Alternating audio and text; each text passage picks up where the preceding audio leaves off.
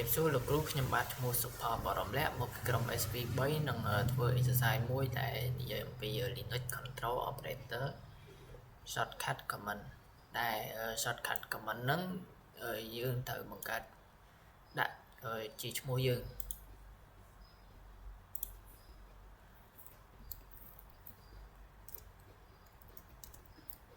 អញ្ចឹងជាដំបូងខ្ញុំសូមធ្វើការបង្ហាញទៅលើ result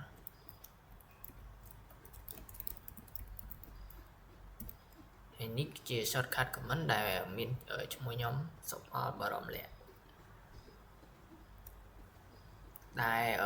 command នឹងដែរយើងអាចបង្ហាញទៅលើព័ត៌មានរបស់ CPU RAM hard disk និង time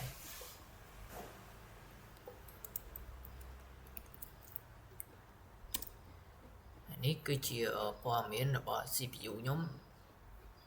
ដែលមាន model name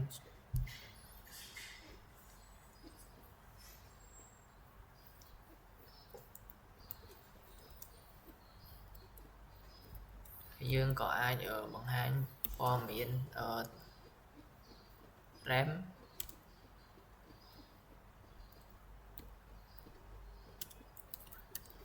ព័ត៌មានរបស់ hard disk និង tag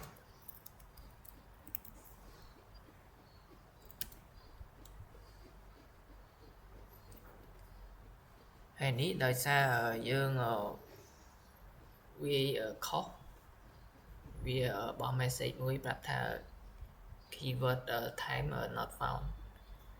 ដោយសារយើងបានសរសេរខុស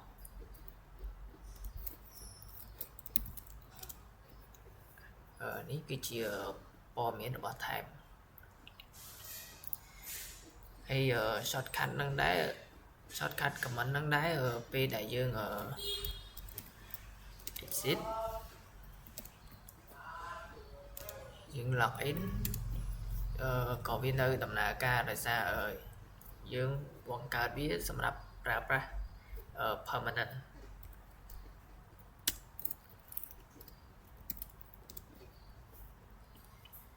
ចឹងឥឡូវយើងធ្វើការបង្ហាញទៅលើ command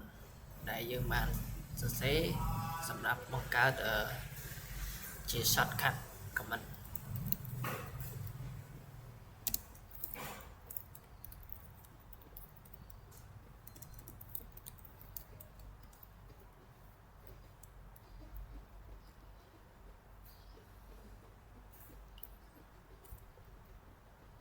នេះគឺជា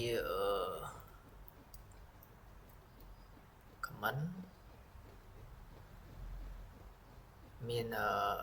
shortcut command ឈ្មោះខ្ញុំតមកយើងមាន command ដែលយើងអាច edit key ដែល key មាន RAM សម្រាប់បង្ហាញព័ត៌មានរបស់ RAM CPU បង្ហាញទៅលើព័ត៌មាន CPU hard disk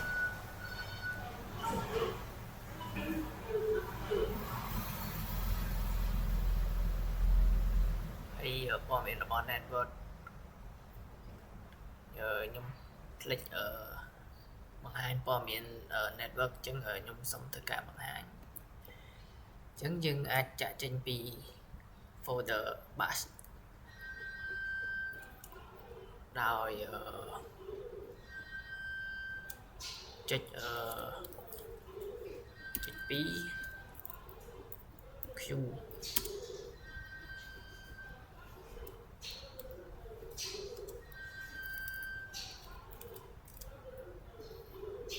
ចឹងនេះគឺជាព័ត៌មានរបស់ network ចឹងវីដេអូរបស់ខ្ញុំមានតែប៉ុណ្ណឹងអរគុណលោកគ្រូ